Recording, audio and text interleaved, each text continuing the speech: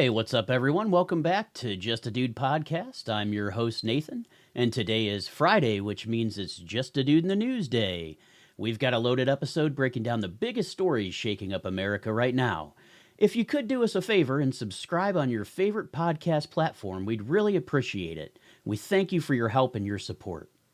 Today, we're talking about Trump's executive actions, controversial pardons, new policies, economic shifts, military movements, and even some tragic events that have rocked the nation. There's a lot to cover, so let's dive right in. So Trump is back in office and wasting no time reshaping federal policy through executive actions. One of his biggest moves has been addressing what he calls the cost of living crisis by slashing regulations in energy and trade. Now the administration argues that this will lower consumer costs, but environmentalists are sounding the alarm, saying it could accelerate climate change. Then there's the controversy surrounding his decision to revoke security clearances for former intelligence officials like John Bolton. Trump claims these individuals are a threat to national security, but critics say it's a dangerous move that undermines the integrity of intelligence agencies. And of course, he's going after woke policies, dismantling diversity, equity, and inclusion programs in federal agencies. This is sparking major backlash from civil rights groups who argue it's an attack on social progress. Legal challenges are already being prepared, and we could see protests and lawsuits soon. This is just the beginning, folks. By getting rid of DEI, it gives the opportunity for people to hire the best person for the job, regardless of the color of their skin, their cultural background, or their educational purpose. Additionally, Trump has taken steps to fast-track energy projects by reducing the number of permits needed, arguing that this will create jobs and make America more energy independent. On the other hand, economists warn that this could have mixed effects. While some industries might benefit, others could suffer from environmental degradation and long-term economic instability. Another shift includes Trump's push to restructure the Department of Education, calling for increased school choice and elimination of some federal oversight in education. Supporters say this will allow parents more control over their children's schooling, while critics argue it could deepen educational disparities, particularly for lower-income students. My thought is it'd be great to give the power back to the states so that they can have the power to educate their students that's best for their region. Lastly, Trump has signaled his intent to overhaul health care by attempting to repeal parts of the Affordable Care Act again. This move has reignited debates over health care access, insurance premiums, and pre-existing conditions, with millions of Americans anxiously watching to see what changes might come. For me, coming from a healthcare market, I've seen the Affordable Care Act do more harm than it has done good in this case. A lot of lower-income families now have high deductible plans that they must meet before the insurance through the Affordable Care Act takes place. This is causing more of a burden on our lower-income families that don't necessarily meet the requirements for Medicaid programs. In my opinion, the only good thing to come from the Affordable Care Act was the exclusion on pre-existing conditions. This is something that I hope the Trump administration works towards to keep no matter what plan they go for. Next, I want to talk about Trump's pardons of the January 6th defendants. This one we covered last week, but this is a big one. It's a bombshell. Trump's pardoned nearly all individuals convicted in the connection with the January 6th riot. The move has divided the nation, with Trump supporters praising it as justice for what they see as political prisoners, while law enforcement officials and victims' families call it an endorsement of lawlessness. The bigger question now is, what does this mean for the future of political protests? If there are no consequences for storming the Capitol, does this set a precedent for future unrest? Legal experts are warning that this could weaken the rule of law, while Trump insists it's about correcting unfair punishments. Either way, this decision is going to have long-lasting impacts on the political landscape. Beyond the legal ramifications, there's also the cultural impact of these pardons. Many Americans see this as a rewriting of history, framing the riot as a patriotic act rather than insurrection. This has led to fierce debate in schools, the media, and even among families about what the true legacy of January 6th should be. In my opinion, January 6th was nothing more than a bunch of patriotic people that participated in a riot. That riot that we saw the same with Black Lives Matters in Wisconsin and around the rest of the country. Furthermore, some of the pardoned individuals have expressed intentions to run for public office or take active roles in Trump's political movements. This has raised concerns about normalization of political violence and the possibility of further radicalization within certain segments of the population. There's also an international dimension. Some foreign governments and global organizations have condemned the pardons, arguing that they weaken America's credibility when it comes to upholding democratic values. This could have implications for U.S. relations with allies and global institutions in the coming years. Another major policy shift from the Trump administration is that he has implemented the one flag policy, banning pride flags, Black Lives Matter flags, and other movement-related symbols on government property. Supporters say it unifies the country under one national symbol, the American flag. Critics, however, argue that it stifles free expression and is a direct attack on marginalized communities. The ACLU and other civil rights groups are already preparing legal challenges, arguing that this is a violation of the First Amendment. Meanwhile, the public is split. Some believe this brings back traditional values, while others see it as government overreach. Expect this issue to land in court sooner rather than later. Beyond the legal battles, there's also the question of how this will affect government employees and federal agencies. Many workplaces have used symbols like the pride flag to show inclusivity and support for the marginalized groups. The removal of these symbols could lead to a decline in workplace morale and spark internal conflicts. In the reality of things, this is the United States of America, and truthfully, our government should only be flying our flag and show neutrality in this topic. In addition, cities and states that oppose this policy may push back by finding legal loopholes or implementing their own countermeasures, further escalating tensions between state and federal authorities. From a political standpoint, this policy is likely to become a major talking point in upcoming elections. Some candidates have already taken strong stances, with conservatives praising it as a move towards national unity, while progressives argue it suppresses free expression. The debate over this policy is expected to intensify as campaigns gear up, with each side leveraging it to appeal to their respective voter bases. Tragedy has struck California once again, with the Palisades and Eaton fires devastating communities, leaving 29 dead and thousands displaced. Governor Newsom has deployed massive firefighting resources, but the scale of this disaster is overwhelming. Experts say these fires are worsened by extreme drought and climate change, reigniting debates about federal and state climate policies. Should there be stricter building codes? Should controlled burns be mandated? And how much of this disaster is a result of government inaction? One thing's for sure, this won't be the last catastrophic wildfire we see. The economic toll is another factor. Billions of dollars in damage have been recorded, and insurance companies are struggling to keep up with claims. Some homeowners in high-risk areas are even finding it impossible to get insured, forcing them to relocate or take on immense financial burdens. Meanwhile, firefighters are pushing for better working conditions and increased funding for wildfire prevention. Many argue that their resources are stretched too thin, and without proper investment, the situation will only worsen. This raises the question of how the federal government will respond. Will Trump's administration prioritize funding for wildfire prevention, or will it take a different approach? In the past, we saw the Trump administration try to be proactive with the state of California, which was declined by Governor Newsom. Survivors of these wildfires are now faced with rebuilding their lives. Displacement has become a growing issue, with thousands forced into temporary shelters and emergency housing programs. Community efforts and charity organizations are stepping in, but long-term solutions remain uncertain. As these fires become more frequent, it's clear that a more comprehensive strategy is needed to protect the lives of its citizens and property in California. Trump's conviction on 34 counts of falsifying business records related to hush money payments has become a litmus test for the legal accountability of political figures.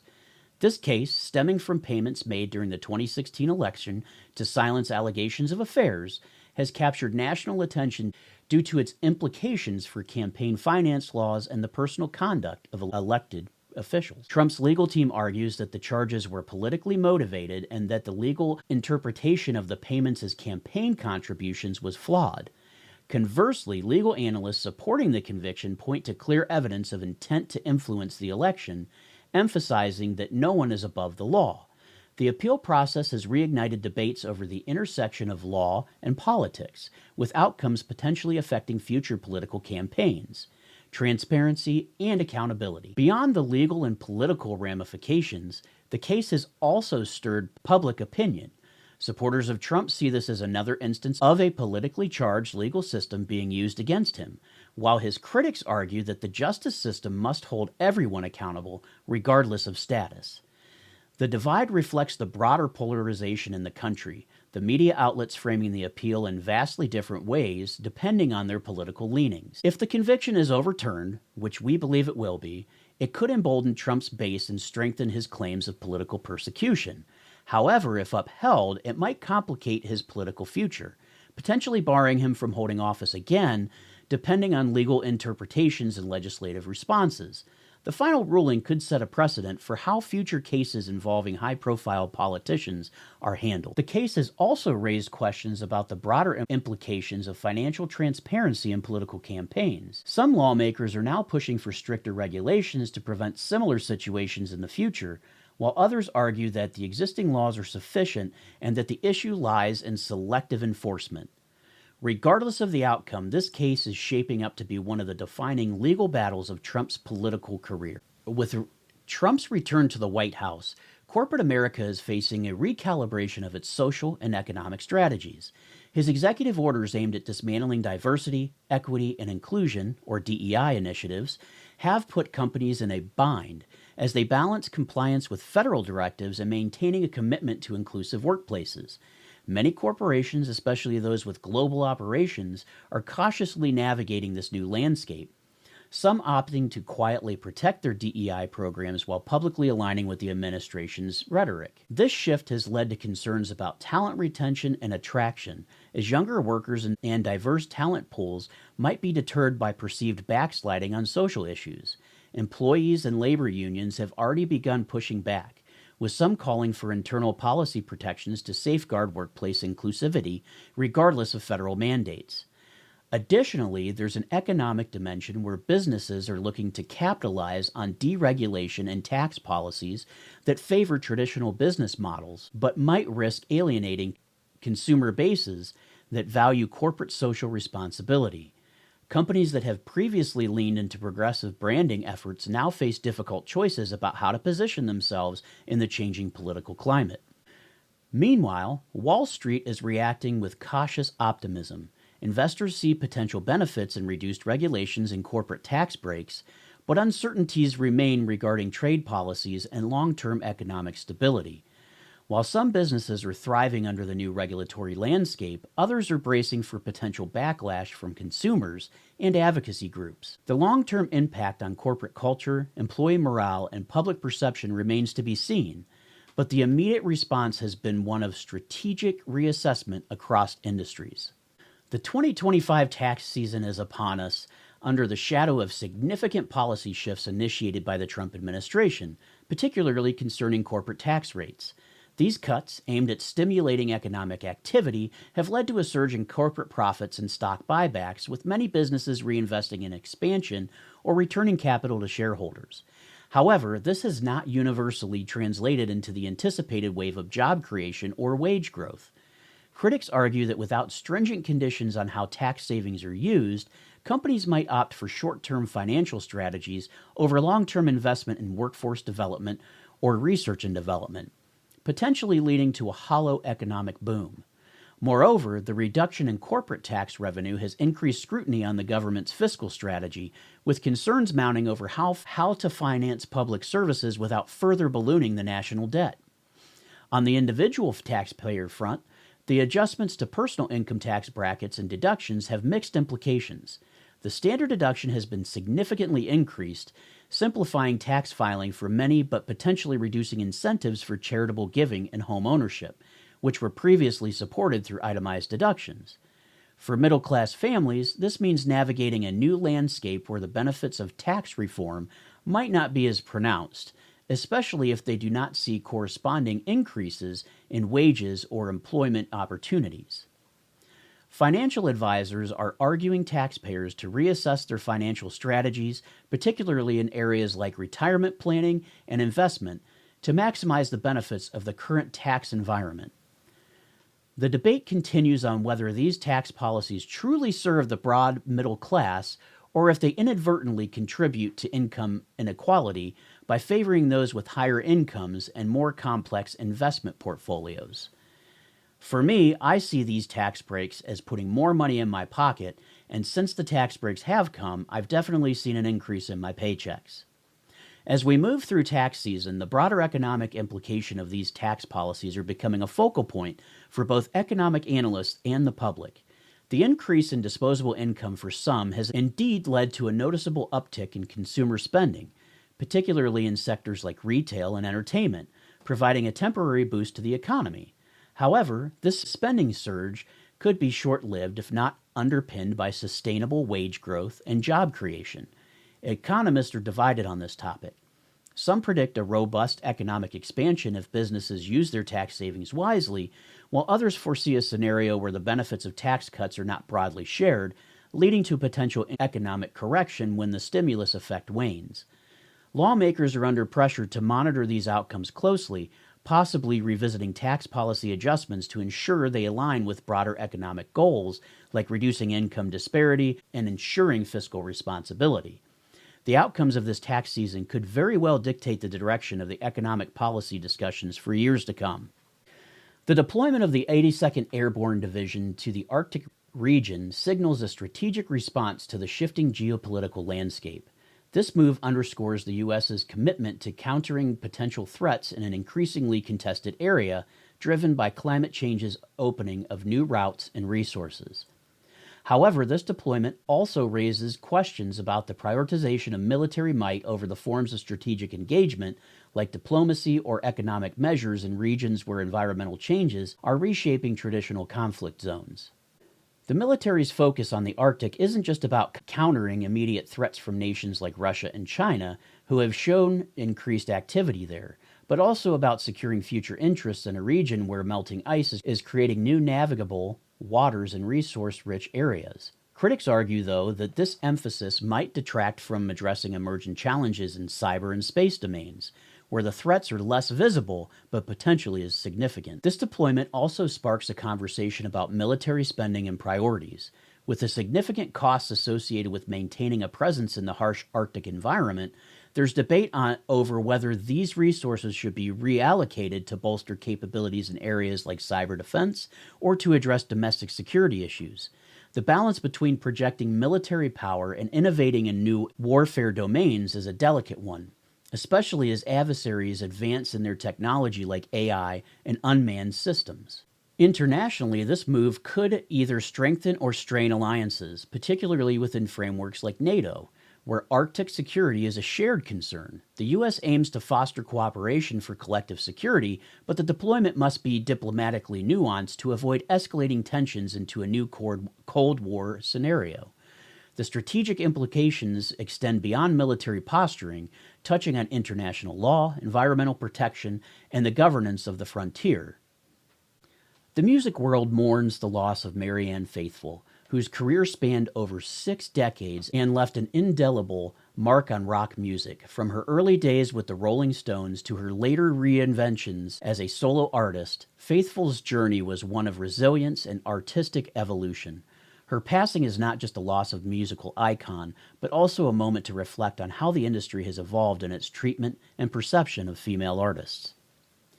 Faithfull's legacy challenges the music industry to continue evolving, particularly in how it supports and represents women. Her advocacy for mental health and her personal battles with addiction highlight the need for a more empathetic approach to artists' well-being. Her music and life story will continue to inspire, reminding us of the power of a personal transformation in art. The tragic collision of an American Airlines regional jet with a U.S. Army Black Hawk helicopter has brought to the forefront significant safety concerns in aviation, especially regarding the integration of military aircraft into civilian airspace. This accident has led to calls for a comprehensive review of air traffic management protocols, particularly in dense shared airspaces like Washington, D.C. The incident has highlighted several systemic issues, from potential understaffing in air traffic control towers to the need for advanced technological solutions for real-time aircraft tracking and collision avoidance. The National Transportation Safety Board, or NTSB, is now under pressure to investigate not just the specific incident, but also the broader implications for aviation safety. This tragedy has also sparked a national conversation about grief, community support, and the human cost of such accidents. The loss of young athletes and their family has galvanized public demand for systemic changes in how military and civilian aircraft share the skies. The dialogue includes not only technical solutions, but a cultural shift towards prioritizing safety over efficiency or convenience. The nomination of Robert F. Kennedy Jr. for a key health role has ignited controversy due to his vocal anti-vaccine stance and his lineage in the Kennedy political dynasty. This appointment raises questions about the influence of personal beliefs on public health policy and the potential erosion of scientific consensus in decision-making. Kennedy's advocacy for environmental causes is weighed against his skepticism of vaccine safety, creating a divide within the health community. His potential leadership could shift focus of health agencies like the FDA, CDC, and NIH, possibly leading to a reevaluation of how these institutions operate, particularly in terms of transparency and public trust. The confirmation hearings are serving as a battleground for broader debates on what health policies should look like in the U.S., how much influence personal ideology should have on national health strategies, and how to navigate the complex relationship between science, politics, and public health. The outcome of this nomination could set precedents for how health officials are chosen in the future, influencing the direction of public health for years to come. One thing's for sure, Kennedy is advocating for getting rid of chemicals that are in our food that seem to have no value or added value to our life. That's one thing that we can all get behind. Well, that's all for this week's episode of Just a Dude podcast. We've covered a lot of ground, from policy changes to tragic losses and everything in between. I am happy to announce that beginning Monday, February 10th, we will begin having guests on the show. We will take a break from our constitutional discussion and talk with some interesting guests. Make sure to stay tuned. Thanks again for joining us today, and remember, in a world full of news, it's good to take a moment just to be a dude or a dudette. If you like this episode, make sure you like, subscribe, and share. Don't forget to follow us on all major social media platforms for more updates. Catch you next week for more.